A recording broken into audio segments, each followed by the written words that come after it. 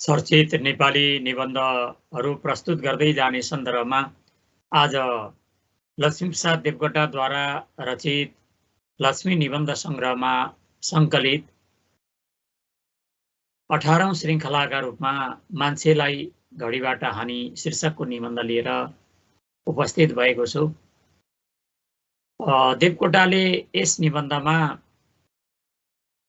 प्रकृतितर्फ फर्कन छाडेर हामी यान्त्रिक हुँदै गयौं र घडीले हामीलाई हानि सिवाय केही गरिरहेको छैन। हामी समष्टिबाट व्यष्टि हुँदै हुँदै टुक्रिँदै टुक्रिँदै टुक्रा टुक्रामा परिणत भइरहेका छौं भन्ने देवकोटाको आशय रहेको छ। हाम्रा हजुरबा हजुरआमाहरू पनि अझै कुखुरी काँको आवाज सुनेर बिउजने गर्नुहुन्छ, उठ्ने गर्नुहुन्छ। अनि हाम्रै आमाहरू हजुरआमाहरू अझै पनि तारा हेरेर समयको पत्ता लगाउने गरेको, उठ्ने गरेको, यति बज्यो भनेर तारा हेरेर समयको अनुमान गर्नुहुन्थ्यो। अहिले सुनाउनुहुन्छ कतिपय हजुरबा हजुरआमाहरूले। घडीको आविष्कारले मान्छेलाई वास्तविक रूपमा हानि सिवाय केही गरेन भन्ने देवकोटाको आशय रहेको छ।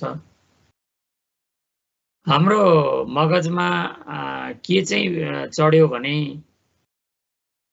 मेसिनको अत्याचारले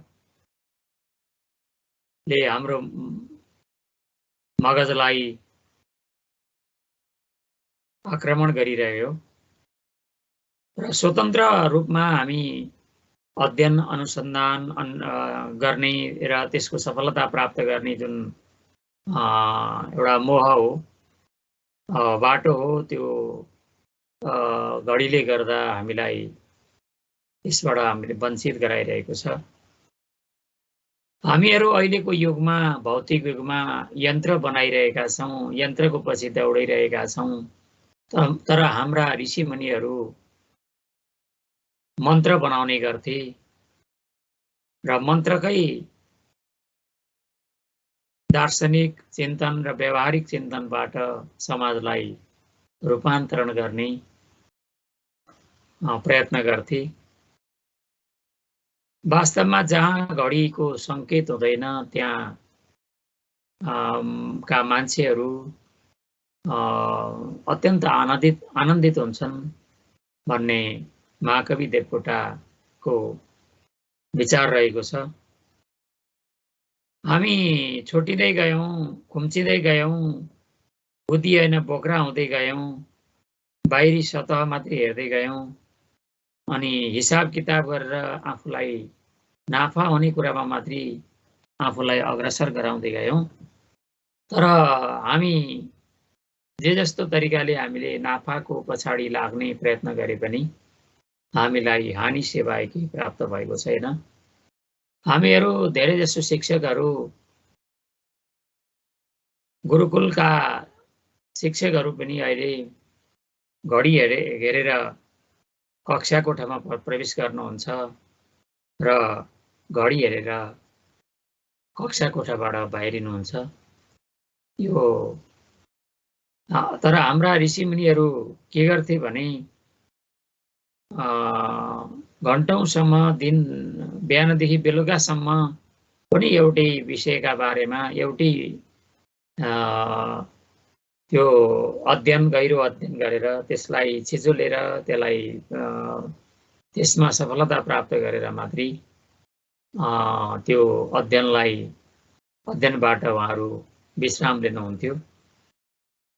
तर अहिलेको पढाइ भनेको मिनेट सेकेन्डमा परिणत हुँदै गएको छ र घडीले हामीलाई वास्तवमा जीवन एउटा व्यापार हो भन्ने मात्रै सिकायो। यो एउटा घडीबाट भएको हानि, गम्भीर हानि भनेको हामीले घडी हेरेर बिउजने गर्छौं, घडी हेरेर सुत्ने गर्छौं, घडी हेरेर खाने गर्छौं, भोक लागोस् वा नलागोस् हामी घडी हेरेर सबै कुरा गर्छौं र हामी यन्त्रको पछि लागिरह्यौं। त्यसले गर्दा हामीलाई हानि सिवाय केही गरेन। यद्यपि भौतिक रूपमा उन्नति भएको देखिएको होला, तर हामीले यन्त्रको पछि लाग्दा लाग्दा मन्त्रका जुन महत्त्वपूर्ण दर्शन हुन् ती दर्शनलाई हामीले छाड्दै गयौं भन्ने देवकोटाले यस निबन्धमा यिनै विषयवस्तुको विशेष रूपमा चर्चा गर्ने प्रयत्न गरेका छन्। मान्छेलाई घडीबाट हानि।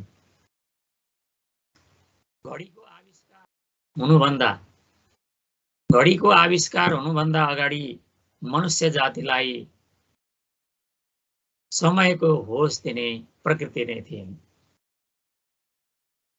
आजकलका मान्छेलाई कुखुरी काँको मोल थाहा छैन। उहिले यो सिउरदार जुरो भएको चरो समय देखाउने चीजहरू मध्येको भाले थियो। त्यस्तै हामी आजकल तारा हेर्दैनौँ आकाशमा, तर उहिलेका मान्छेलाई आकाशमा जादु मात्रै थिएन, समयको संकेत पनि थियो। छायाको अध्ययन 20औं शताब्दीको नजरमा त्यतिको मूल्यवान छैन जतिको घडी अगाडिको युगमा जस्त थियो। परेवाको कुर्लन र अनेक संकेतहरूबाट समयको विचार गर्न मानिसहरू हामी जस्ता लापरवाही थिएनन् र यो कुरा स्पष्टतया बहस बिना मालुम हुन्छ कि घडीको आविष्कारले मनुष्य जातिलाई हानि सिवाय केही गरेन। घडीको आविष्कारले मनुष्य जातिलाई हानि सिवाय केही गरेन। हामीहरूले अब यन्त्रद्वारा प्रकृतिको कार्यक्रमको अध्ययन गर्न सिक्यौं र आफ्ना निमित्त विचार गर्नुभन्दा यन्त्रद्वारा विचार गर्न थाल्यौं। पहिलाका हाम्रा आमा बुवाहरूले अझै पनि धेरै जसो ठुल्ठुलो हिसाब मुखैले गर्नुहुन्छ, तर हामीलाई अहिले सामान्य 2 दुना 4 भनेर त्यसको हिसाब गर्नको लागि पनि क्याल्कुलेटर थिच्नुपर्ने अवस्था आइसक्यो। त्यसकारणले गर्दा आफ्ना निमित्त विचार गर्नुभन्दा यन्त्रद्वारा हामीले विचार गर्न थाल्यौं। हाम्रो मगजमा मेसिनको अत्याचार बढ्यो र स्वतन्त्र अन्वेषण र प्राप्तिको मोहनीबाट सभ्य मानिस हर हमेशा वञ्चित छ। घडी बिना विचार गर्ने व्यासजी भने जोसँग घडी नै थिएन, ती व्यास भने घडी लिएर विचार गर्ने लक्ष्मीप्रसाद बनाउनु। उनीले देवकोटाले आफूले आफैलाई नै घडीबाट हानि भएको भन्ने यहाँ देखाएका छन्। यद्यपि हाम्रा उत्तरवर्ती पुस्ताका लागि लक्ष्मीप्रसाद देवकोटा नेपाली साहित्यमा एक प्रकारका व्यास नै हुन्। हामी आजकल खेउटे ठेट्ना बनिरहेछौँ र हाम्रा मनमुटुका ढोकढोकी यन्त्रका टिकटिकीसँग तालमा मिल्दछन्। हामी यन्त्र बनाउँछौँ, उनीहरू मन्त्र बनाउँथे ऋषिमुनिहरू। जहाँ आधुनिक पुरुषलाई पाङ्ग्रा र कमानीको तालिममा काम गर्नुपर्दछ, पहिलेका मान्छेहरू प्रकृतिका संकेत र सूचनाहरू पाएर विशालको तालिममा काम गर्दथे। प्राचीन युगमा मनुष्यहरू त्रिकालदर्शी हुनुको कारण यो एक हुन सक्दछ कि उनीहरू समयलाई यसरी टुक्रा पार्दैनथे। त्रिकालदर्शी थिए, हामीले एककालदर्शी पनि हुन सकिरहेका छैनौँ र अनन्तको आह्वानलाई सानो टिकटिकमा परिणत उनीहरूले गर्दैनथे। हाम्रो आंशिक दृष्टि छ, उनीहरूको समष्टि रूपको दृष्टि थियो। हाम्रो आंशिक दृष्टि छ, घडीले गर्दा टुक्राइरह्यो हाम्रो समयलाई, उनीहरूको समष्टि रूपको दृष्टि थियो। त्यसैले प्राचीन कालमा ऋषि भए, अर्वाचीनमा छ्यासमिसे, हामी अर्वाचीनमा आएर छ्यासमिसे भयौँ। पुराना महात्मा सबको आत्माको महात्मा देख्थे, पुराना महात्माहरू, तर आजकलका महात्मा आफ्नै आत्माको महात्मा देख्दछन्। पहिले ऋषिले पलेटी कसे भने दिन बितेको थाहा पाउँदैनथे। पहिले ऋषिले पलेटी कसे भने दिन बितेको थाहा पाउँदैनथे। तर एकैछिन समाहित भएर बसेँ भने मलाई घडी हेर्न मन लाग्दछ। देवकोटा आफैलाई घटाएका छन्। जहाँ घडीको सङ्केत हुँदैन त्यहाँ मानव आत्माले अनन्तसँग नाता जोडेको देखिन्छ। तर म समयलाई साना साना टुक्रामा हेरेर दीर्घकालदेखि तर्सन्छु र थोरै क्षणको धैर्यले मेरो नाक फुल्दछ। एकछिन हामी ध्यान गऱ्यौँ, एकछिन चाहिँ हामी मौन धारण गरेर बस्यौँ, चिन्तन गर्न थाल्यौँ भने हाम्रो नाक फुल्न थाल्दछ घमण्डले। म यति गरेँ उति गरेँ भनेर।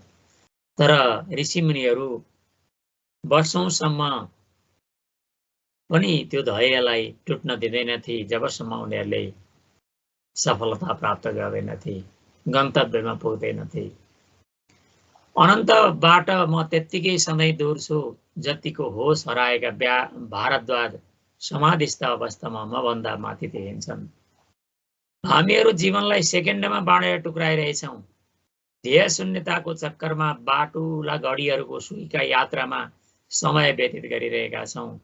हामीहरू छरिरहेछौँ। संकीर्ण हुनु, विकीर्ण हुनु हाम्रो सभ्यताको लक्षण हो। हामी एक घडीलाई धेरै देख्दछौँ, त्यसलाई 60 मिनेटमा र हरेक मिनेटलाई 60 सेकेन्डमा बाँड्दछौँ। हाम्रो आजकल कनिका केलाई छ। महान तत्त्वहरू सेकेन्डका होसमा उफ्रँदैनन्। महान तत्त्वहरू सेकेन्डका होसमा उफ्रँदैनन् र हामीहरू देवताको दिन र ब्रह्माको युगको कल्पना गर्न सक्दैनौँ। हामीहरू छोटकरी बनिरहेछौँ, खुम्चिरहेछौँ, बोक्रा पढ्दैछौँ, सतह हेर्दैछौँ, हिसाबका क्षेत्रमा घुम्दछौँ, आत्मालाई छाडेर रक्त सञ्चालनका नियमहरू अध्ययन गर्दछौँ। मेरो विचारमा त यो घडीहरूकै अत्याचार भएको हो। किनकि आजकल हामीहरू घडीले उठ्दछौँ र घडीले बस्दछौँ। किनकि आजकल हामीहरू घडीले उठ्दछौँ र घडीले बस्दछौँ। अध्यापक क्लासमा आउँदा घडी हेरेर आउँछन्, घडी हेरेर जान्छन्। आजकलको विद्या र प्रमाणपत्रका बोक्रीपनमा विचार गर्ने मान्छेले थाहा पाउँछ मानव आत्मामा घडीको कत्रो अत्याचार छ। पहिलेका गुरुहरू हर हमेसा दिन रात शिक्षा दिएर विद्यार्थीको आचार व्यवहार समेतमा ध्यान राख्दथे। आजकलका मास्टरजीहरू घडी हेरेर पढाउन 12 कोठी बाटुल मुखेका काला अङ्कहरू गनी पैसा लिन्छन्। विद्याको धारो समयमा खुल्दछ र समयमा बन्द हुन्छ। उपदेशको घडी तौलले खरिद बिक्री हुन्छ अनि हामी बोक्रे हुनु कुन गजबको कुरा हो र? हामीलाई परिश्रमको बाण सिकाउने घडीको आविष्कार हो। बरु यन्त्रहरूको जेठो दाजु नै घडी हो। हामीहरू हमेसा बेफुर्सदी छौँ, सास फेर्न पाइन्न। हामीहरू हर हमेसा बेफुर्सदी छौँ, सास फेर्न पाइन्न। यो स्वास्वाको युगमा हामी घडीका सुईका मार्ग प्रदर्शनमा छौँ। हाम्रा सुईहरू मुसा दौडिझैँ दौडन्छन्। अनि आधुनिक कविहरू किन बिलाउन नगरून्? यो जाबो जीवन के हो? यदि चिन्ताले परिपूर्ण भएर हामीले एकैछिन उभिएर एकहोरो हेर्नकै फुर्सद पाउनौँ भने साँच्ची नै लोखर्केले सुपारी लगाउने ठाउँ हेर्न हाम्रो फुर्सद छैन। हामी पैसा भनी मरिरहेछौँ। घडीले हामीलाई सिकायो कि जीवन व्यापार हो। घडीले हामीलाई सिकायो कि जीवन व्यापार हो, तर एकाग्रीकृत अभिप्राय होइन। हामी टिकटमा दौडिरहेछौँ। हामी विशालका मुटुको ढुकढुकी सुन्न सक्दैनौँ। हामी टिकटमा दौडिरहेछौँ। हामी विशालका मुटुको ढुकढुकी सुन्न सक्दैनौँ। यो लेख लेख्दै मेरो कानमा नजिकको घण्टाघरले 4 टड्कारा प्रहार गर्दछ र टिनटिनाहटले मेरो अफिसको समय सिद्धियो भन्ने असर जनाउँदिन्छ। कति मिठोसँग पाठक महाशयसँग कुराकानी चलिरहेको थियो र अरू कति मिठा कुरा निकालौँला भन्ने जस्तो लागेको थियो। तर अफसोस मेरा सहकारीहरू सबै फटफटाउन लागिसके। साथीहरू सहकर्मीहरू हिँड्न लागे। घण्टाघरको राज्यमा मानव मगजलाई यत्तिकै अधिकार छ र 20औं शताब्दीको लेखको नमुना यही हो। 20औं शताब्दीको लेखको नमुना यही हो। धन्यवाद।